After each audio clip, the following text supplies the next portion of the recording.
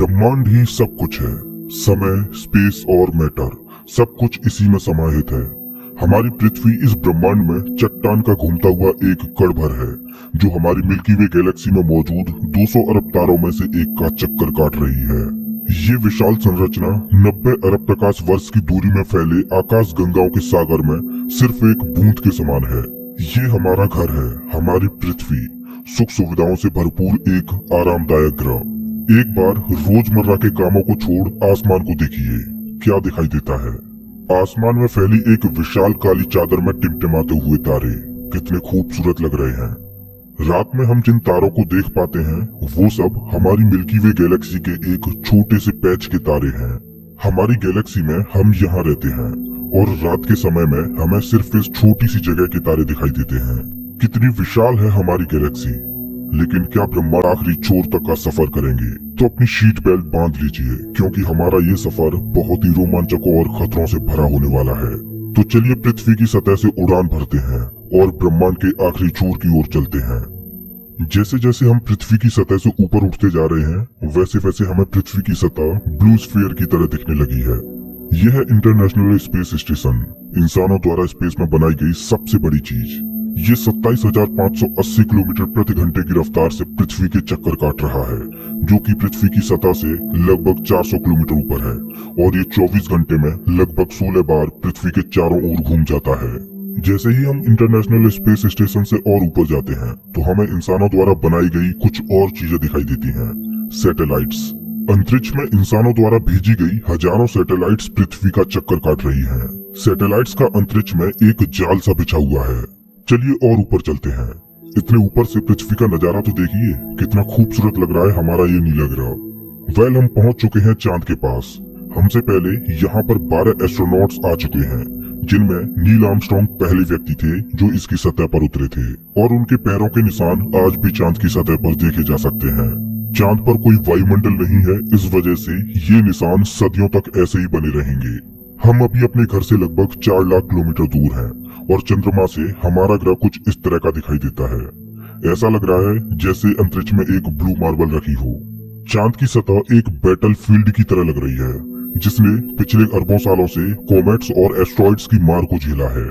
चांद का कोई वायुमंडल नहीं है जो कि कॉमेट्स या एस्ट्रॉइड्स को स्पेस में ही जला दे। सौभाग्य से हमारी पृथ्वी का वायुमंडल है जो हमें स्पेस से आने वाले खतरों से बचाता है। चलिए अंतरिक्ष में एक लंबी छलांग लगाते हैं। ये है हमारे सौर मंडल का सबसे चमकीला ग्रह वीनस। इसको पृथ्वी की छोटी बहन बोला जाता है, क्योंकि ये पृथ्वी की ही तरह रॉकी प्लैनेट है, जिसकी ग्रेविटी लगभग पृथ्वी के ही समान है। लेकिन ये ग्रह एक नर्क की तरह है, क्योंकि इस पर होती है भयंकर बारिश, पानी की नहीं बल्कि एसिड की। इसके एटमॉस्फेयर में जो बादल दिखाई दे रहे हैं वो सल्फ्यूरिक एसिड के हैं। हमारे सौर मंडल में सिर्फ वीनस ही एकमात्र ऐसा ग्रह है जिस पर सबसे ज्यादा ग्रीन हाउस इफेक्ट होता है। सूर्य की गर्मी इस पर आती तो है लेकिन वापस नहीं जा पाती, जिस वजह से हीट इसके एटमॉस्फेयर के अंदर ट्रैप होकर रह जाती है। यही कारण है कि शुक्र ग्रह हमारे सौर मंडल का सबसे गर्म ग्रह है, जिसका तापमान 465 डिग्री सेल्सियस है। इसकी सतह पर काफी मात्रा में ज्वालामुखी मौजूद है, जो इस ग्रह को और ज्यादा खतरनाक बनाते हैं। इस एंग्री प्लैनेट पर कुछ भी सरवाइव नहीं कर सकता। चलिए अपनी जर्नी को और आगे बढ़ाते हैं। यह है सूर्य के सबसे पास मौजूद ग्रह मरकरी। इस ग्रह की धरती हमारे चंद्रमा जैसी नजर आती है, जिस पर बड़े बड़े गड्ढे मौजूद हैं। इस ग्रह के दिन और रात के टेम्परेचर में बहुत ज्यादा डिफरेंस है। रात के समय में इसका तापमान -170 डिग्री सेल्सियस पहुंच जाता है, तो दिन के समय में 400 डिग्री सेल्सियस को भी पार कर जाता है। चलिए आगे बढ़ते हैं। यह है हमारा भगवान। यही है जो अपनी ऊर्जा से पृथ्वी पर जीवन को चला रहा है। अगर ये न होता तो हम न होते। पृथ्वी से लगभग 150 मिलियन किलोमीटर दूर मौजूद ये तारा इतना बड़ा है कि इसमें लाखों पृथ्वियां समा जाएं। सूर्य इतना भारी है कि इसकी ग्रेविटी पूरे सोलर सिस्टम को कंट्रोल कर रही है। इससे निकलने वाली लपटें इतनी बड़ी होती हैं कि सूर्य की सतह से हजारों किलोमीटर ऊपर तक चली जाती हैं। चलिए अपनी यात्रा को आगे बढ़ाते हैं। यह है पृथ्वी का सबसे नजदीकी ग्रह मंगल।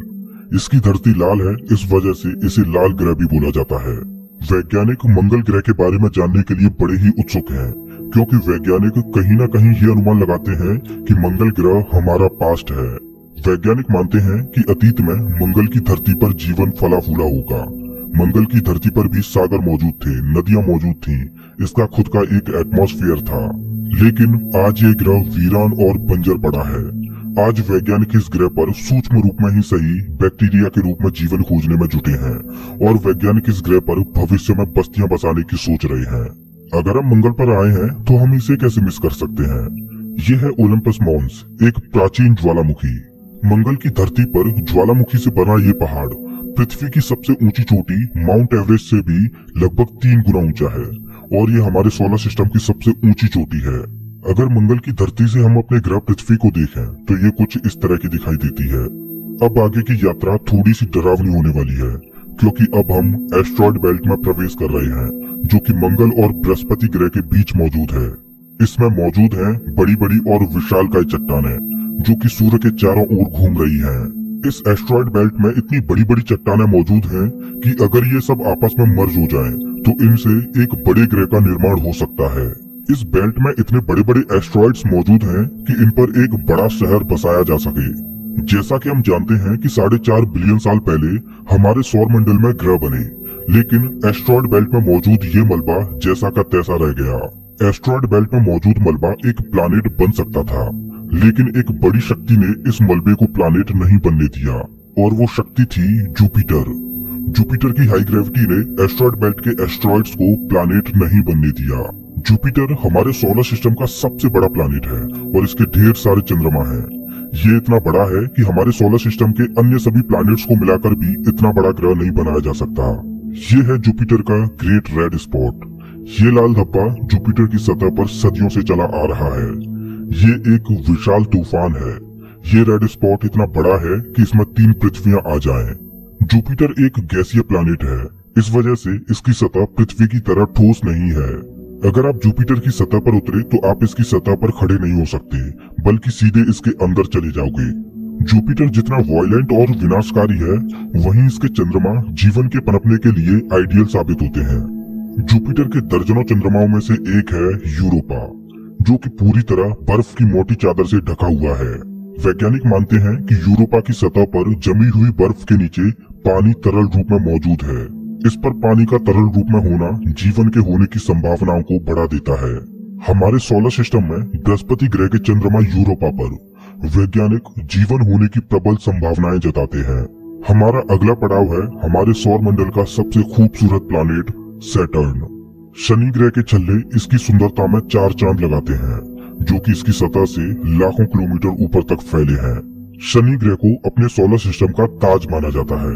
ये है शनि ग्रह का एक चंद्रमा टाइटन। इसका खुद का एक एटमॉस्फेयर है, इस पर हवा है, बारिश होती है, यहाँ तक कि इस पर ऋतुएं भी बदलती हैं। इस पर नदियां और सागर मौजूद हैं। ये चंद्रमा देखने में लगभग पृथ्वी की ही तरह है, लेकिन इस पर जो नदियां और सागर हैं वो पानी के नहीं बल्कि लिक्विड नेचुरल गैस के हैं। अगर हम किसी भी तरह इस नेचुरल गैस को पृथ्वी पर ला पाएं, तो ये इतनी ज्यादा है कि हजारों सालों तक ये हमारे शहरों को रोशन कर सकती है। वैज्ञानिक अनुमान लगाते हैं कि अरबों साल बाद जब सूर्य गर्माने लगेगा और एक रेड जाइंट बन जाएगा, तब टाइटन हैबिटेबल जोन में होगा। उस समय टाइटन पर पृथ्वी जैसी परिस्थितियां मौजूद होंगी। इस वजह से वैज्ञानिक टाइटन को भविष्य की पृथ्वी मानते हैं। अभी हम अपने घर से इतने दूर आ चुके हैं कि यहाँ से हमारी पृथ्वी एक डॉट की तरह दिखाई देती है। अब जैसे जैसे हम अंतरिक्ष की गहराई में और आगे बढ़ते जाएंगे, वैसे वैसे पृथ्वी हमारी आंखों से ओझल होती जाएगी। हमारा अगला पड़ाव है यूरेनस। प्राचीन समय में यूरेनस और नेपच्यून के बारे में कोई भी जानकारी नहीं थी, जब तक कि टेलीस्कोप का आविष्कार नहीं हुआ। हमारी सौर व्यवस्था का सबसे आखिरी प्लैनेट है नेपच्यून। हमारा सोलर सिस्टम बहुत बहुत बड़ा है, लेकिन नेपच्यून के बाद भी हमारा सोलर सिस्टम खत्म नहीं हो जाता। अपने सोलर सिस्टम की गहराई में हम आगे बढ़ते हैं तो हम पहुंच जाते हैं कुइपर बेल्ट में, जो पिछली एस्ट्रॉयड बेल्ट से 20 गुना चौड़ी और 200 गुना ज्यादा फैली है। ग्रहों की लिस्ट से बेदखल किया जाने वाला प्लूटो भी इसी कुइपर बेल्ट का सदस्य है। कुइपर बेल्ट में एस्ट्रॉयड बेल्ट से भी ज्यादा बड़े बड़े ऑब्जेक्ट्स मौजूद हैं, जिनकी खुद की ग्रेविटी की वजह से इनके चंद्रमा भी हैं। चलिए कुइपर बेल्ट को पार करके आगे चलते हैं। हमारी पृथ्वी से 13 बिलियन किलोमीटर दूर ये है सूर्य से सबसे दूर मौजूद ऑब्जेक्ट सेडना। ये एक बौना ग्रह है, जो एक ऐसा स्पेस ऑब्जेक्ट है जो सबसे दूर सूर्य की परिक्रमा कर रहा है। इसकी खोज 2003 में हुई थी। ये सूर्य की एक परिक्रमा 10,000 सालों में पूरी कर पाता है। चलिए अब अपने सोलर सिस्टम से बाहर का रुख करते हैं। अभी हम इंटरस्टेलर स्पेस में प्रवेश कर चुके हैं। देखिए देखिए, अंतरिक्ष की गहराई में ये क्या ट्रेवल कर रहा है। ओह, ये तो वॉयेजर 1 स्पेसक्राफ्ट है। यही तो इकलौता स्पेसक्राफ्ट है जो कि इंसानों द्वारा बनाई गई सबसे दूर मौजूद चीज है। ये पृथ्वी से अब तक 19 अरब किलोमीटर दूर जा चुका है। इस स्पेसक्राफ्ट ने अंतरिक्ष के काफी सवालों से पर्दा उठाया है। ये बंदूक से निकली बुलेट से भी 20 गुना तेज ट्रेवल कर रहा है। चलिए अपनी यात्रा को और आगे बढ़ाते हैं। अभी हम अपने सोलर सिस्टम की हदों से इतने दूर आ चुके हैं कि यहाँ से हमारा सूर्य एक आम तारे की तरह दिखाई दे रहा है, लेकिन इतनी दूर से भी इसकी ग्रेविटी को महसूस किया जा सकता है, क्योंकि अरबों की संख्या में यहाँ पर कॉमेट्स को देखा जा सकता है जो सूर्य की ग्रेविटी से बंधे हुए हैं। इन कॉमेट्स में इतना ज्यादा पानी है कि अगर ये सब इकट्ठे हो जाएं, तो ये पृथ्वी से भी ज्यादा बड़े और गहरे सागरों को भर दें। वैज्ञानिक मानते हैं कि पृथ्वी पर ज्यादातर पानी कॉमेट्स के द्वारा ही आया है। पेंसपर्मिया थ्योरी के अनुसार पृथ्वी पर जीवन कॉमेट्स के द्वारा ही धरती पर आया। अंतरिक्ष में तैर रही इन छोटी छोटी बर्फीली चट्टानों में जीवन सूक्ष्म रूप में बैक्टीरिया की फॉर्म में मौजूद हो सकता है। कॉमेट्स का एक विशाल बादल हमारे सौर मंडल को घेरे हुए है, जिसे ऑर्ट क्लाउड बोला जाता है। ऐसा माना जाता है कि ये ऑर्ट क्लाउड हमारे सौर मंडल की ग्रेविटी की आखिरी सीमाओं पर है। इसके बाद सूरज की ग्रेविटी कमजोर पड़ने लगती है, जिस वजह से इसके बाद सूरज का खिंचाव बहुत कम रह जाता है। अब यहाँ से आगे की यात्रा एक अननोन और रहस्यमयी स्पेस में होगी, जहाँ गुप्त अंधेरा है। यहाँ इतना अंधेरा है कि हम अपनी आंखों से भी कुछ भी नहीं देख पाएंगे। यहाँ देखने के लिए हमें इंफ्रारेड विजन की जरूरत पड़ेगी। हम अपनी पृथ्वी से बहुत बहुत बहुत दूर आ चुके हैं, लेकिन ब्रह्मांड के सापेक्ष में ये हमारा एक मामूली सा स्टेप है। यहाँ से हमें चारों ओर अरबों तारे दिखाई दे रहे हैं, लेकिन अभी हम सबसे नजदीकी तारामंडल की ओर बढ़ रहे हैं।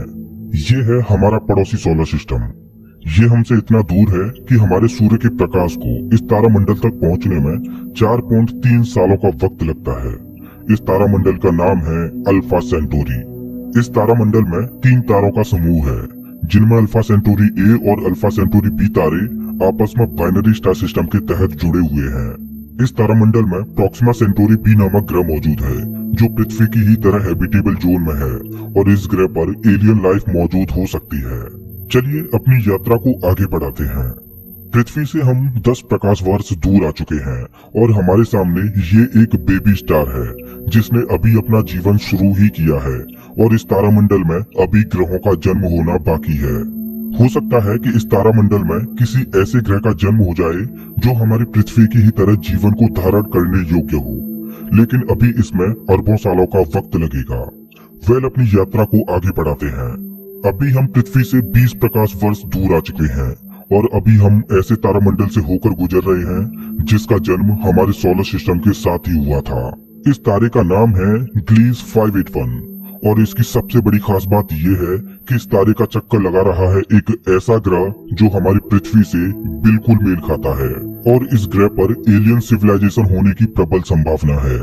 वैसे तो हमारी मिल्की वे गैलेक्सी में अरबों तारे हैं, जिनकी यात्रा करना तो दूर, उनको पूरे जीवन काल में गिनना भी संभव नहीं है। तो चलिए अपनी यात्रा को आगे बढ़ाते हुए मिल्की वे गैलेक्सी से बाहर निकलते हैं।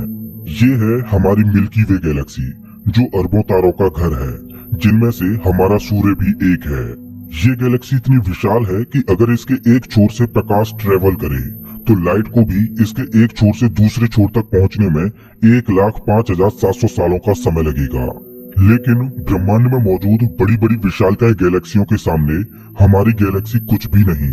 यूनिवर्स में मिल्की वे से भी कई गुना बड़ी गैलेक्सियां मौजूद हैं। तो चलिए अपने सोलर सिस्टम और अपनी गैलेक्सी को पीछे छोड़ते हुए इंटरगैलेक्टिक स्पेस में प्रवेश करते हैं।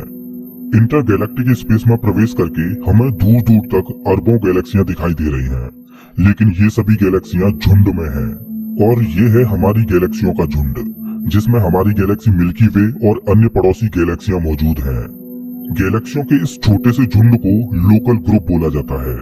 गैलेक्सियों का ये लोकल ग्रुप 10 मिलियन प्रकाश वर्ष में फैला हुआ है।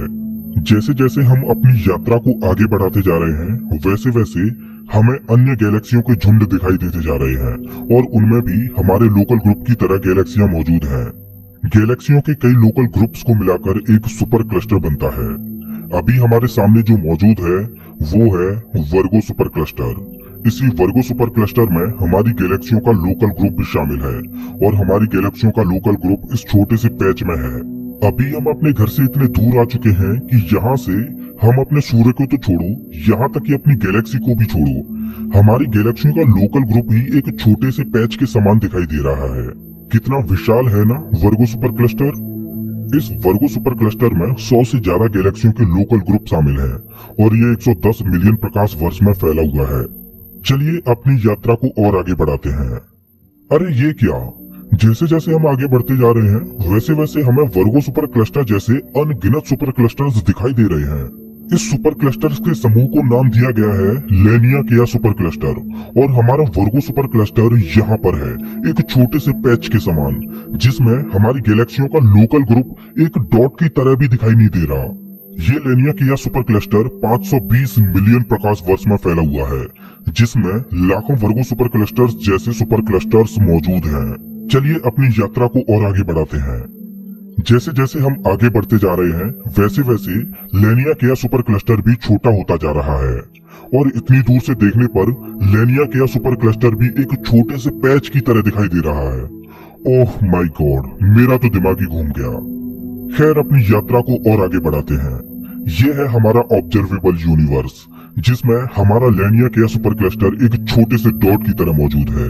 लेकिन क्या यही हमारी यात्रा खत्म हो जाती है? क्या इतना ही बड़ा है ब्रह्मांड? वेल, जैसा कि मैंने अभी बोला, ये है ऑब्जर्वेबल यूनिवर्स यानी ज्ञात ब्रह्मांड। ब्रह्मांड के बारे में हम जो भी जानते हैं वो केवल यहीं तक जानते हैं।